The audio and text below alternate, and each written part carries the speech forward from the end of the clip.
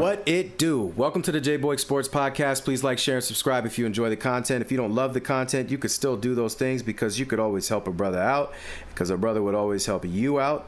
Make sure that you hit that notification bell so you don't miss any of our glorious content. And make sure that you comment so we can have conversations in the comment section. That's always very important. And lastly, you want to make sure you hang on towards the end of this video because we have some other suggested videos that we know you will love. With that being said, Dwayne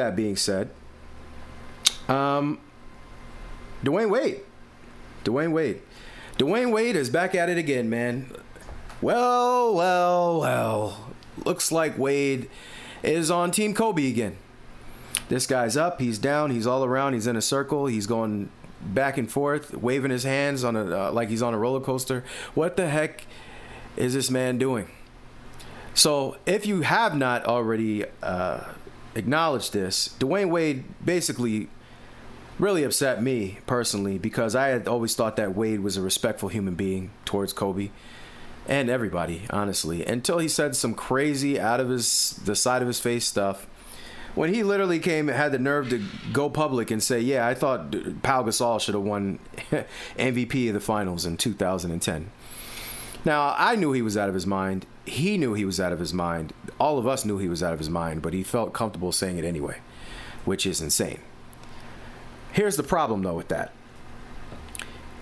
He literally said this with his chest out, and we were all like, this is crazy. And I did a whole video on this already about how ridiculous that is because he was sitting in the crowd shaking his head when Kobe Bryant was in pursuit of that championship, when he scored 21 straight points in Game 5, I think. Like, golly, how is he this good? Now, this is already a Wade that's won a championship. This Dwayne Wade had a ring with Shaq in 2006, and he was watching Kobe in 2010, shaking his head like, Mike, how is he this good? And Wade was good, but he was still amazed. He was a fan of Kobe, and he had the nerve to say that. But I just thought it was dumb. I was like, man, I don't know what Wade is doing, man. Like, why would you say that? And I had no idea where it came from. But now it looks like Wade is back on Team Kobe. But the thing he doesn't realize is you helped aiding and abetting. Is that what they say when you're committing a crime? And the Kobe Bryant slander, bro. But now you had a change of heart and you decide to give Kobe his flowers again? Everything but saying sorry with these people. But you know what? I'll take it. Let's hear what Dwayne Wade had to say about Kobe Bryant in relation to this stupid Bleacher Report thing, because Bleacher Report really makes me sick, and I hate them. I have to be honest. I really hate Bleacher Report and everything it stands for. But I'm not the only person. And I will say thank you, Dwayne Wade, for coming back to your senses and standing up for a guy that only ever praised you. Check this out. You want to ask us hoopers who played against Cole, we talking, all of us gonna talk top three. Facts. Like, we all gonna talk three if you played against Mamba. But from someone's opinion that's never played against Kobe, has never played a game of basketball at the level that we played at, having them at 11, okay. Why am I up in arms about something like that? I remember when Kobe was alive. They had rankings when he played in the league and they had him low. I remember one year and Kobe addressed it. Like, who is these idiots? Like, why would I listen to these idiots? And I'm not calling the person who did this an idiot, but what I'm saying is when someone does something like that, Kobe was like, this is idiotic to me. So that's Dwayne Wade basically rolling back all the nonsense he was talking before and say, yo, Kobe's top three. Dead or alive, because he's obviously not alive anymore. But, yeah, you know, Dwayne Wade making a comeback, turning it around. Thank you. Thank you for coming back to your senses. At least there's some truth and reality and goodness in the world left. But essentially, I just don't know why he said the first thing about Kobe Bryant not being MVP. But it is good to see that even he realizes that Bleacher Report is on some nonsense. Now, he talks about where players rank Kobe. And listen, if somebody that loves LeBron, one of these LeBron goblins is talking to you and trying to tell you that there's no reason Kobe should be top three or whatever, they're lying, okay? All the players got Kobe ranked high. All the players that matter. All the players that don't hate Michael Jordan, because there's some older guys that hate Mike. You know, if you're Isaiah Thomas or some of the older Celtics, they don't like Mike. So they're going to say, and they did beat him. I'm not going to take that away from them. They had Mike under control. They did. So I get where they're coming from. I do. They had Mike under control. But nobody else did. So what he achieved when nobody else had him under control, none of y'all achieved when y'all were playing against each other. So you can't really be bashing Mike. You can say your piece, but to constantly bash him, what's the point? You know, he did what he did. You had your opportunity to do what you did, and you didn't do it. So it is what it is. And, you know, but those guys that didn't like Mike, guess what? By extension, they don't like Kobe. So they're going to take whatever shot they can as well, too. Some of them, right? But Kobe was every bit that monster. So there's no world where he's the 11th best player. And I always ask people, who is better than Kobe Bryant? And they never could tell you, like, they never pick one person to be like this person.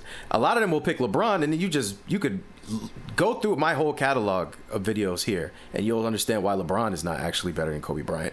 But they never really say anybody else. Sometimes they'll say, like, Tim Duncan or somebody like that. But all these things are easily dispelled. And it's not to say that these other players are not great. They're just not Kobe. You had to watch it. You had to see it. These guys just look at the box score and think they know every daggone thing. That's not how it works.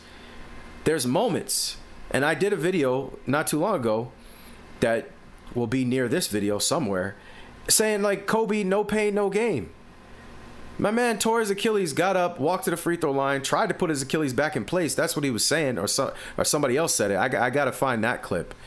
Where he tried to put his Achilles back in place. He tried to pull it from the bottom of his foot back up so he could continue to play. When he couldn't do that, he got up anyway, walked over to the free throw line, shot the free throws, hoping he could come back in the game and finish the season. Because they were fighting for playoff spot.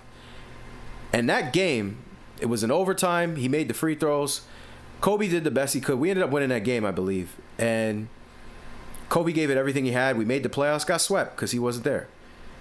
But he was dedicated to making the playoffs. So when he activated playoff mode and said he didn't even activate playoff mode. He said we're not missing the playoffs. And we didn't. Even with him going down. He fought to the end. But when LeBron activated playoff mode, what happened? We lost like the last whatever many games. We're losing to teams like the Hornets. It was sad. See the difference in the person? But when they talk about LeBron, they just don't bring up stuff like that. They only bring up his things that on paper look great. But when you watch it and you pay attention to the context behind it, LeBron looks like a clown for that. Kobe told you he was going to make it, and he did it, even though he tore his Achilles. And he inspired other people to get up and shoot free throws. We already talked about it. Klay Thompson, Jalen Brunson, Halliburton just went out in the finals. He thought about Kobe on his way down. Kyrie Irving. The same way you shoot a basket and you say Kobe. How the heck is that guy going to be number 11? Who else do you... only other person two people. Three. I'll give you three people. Four. That's it. Okay. 4. You mainly hear Kobe. That's what you mainly hear. I have heard people say Curry. I've heard people say Ray Allen. I've heard people say Reggie Miller. And I've heard people say Larry Bird. But the main person you hear is Kobe. One of the people you hear saying that is me. At the gym at LA Fitness, when I was going there like every day of my life, from like college to like whatever, bro, I used to take shot Kobe. People would be like, yo, laughing, like, I can't believe you just said that. I'd be like, Kobe, that's what I was doing. How's that number 11? It's stupid. But like Wade said too, people that haven't played, they're just nerds and on a chalkboard trying to put formulas together for what makes people great. They can't figure it out because it's not always about that. Sometimes it's about heart, it's about feel, it's about, determination. There's other things that are included in winning and being great. And nerds don't get that because everything's numbers for them. That's why their social lives suck. If you work in tech, sometimes like I do with tech industry nerds, not all of them, but a lot of, they can't even express themselves. They're not good at leading projects because they're very like linear and tight and don't know how to talk to people. They only know how to follow formulas and codes. That's not what, it takes more than that to be great. You know what I mean? So it is what it is with that, man. It is what it is. And Figured I'd share that. Shout out to Dwayne Wade for coming back to his senses. I still am going to keep my eye on you, my ninja. I'm going to keep my eye on you for a lot of reasons. Some of the off-the-court stuff, I'm going to leave it there. But I'm going to keep my eye on you for the off-the-court stuff and what you said about Kobe recently. I'm going to keep my eyes on you, Wade.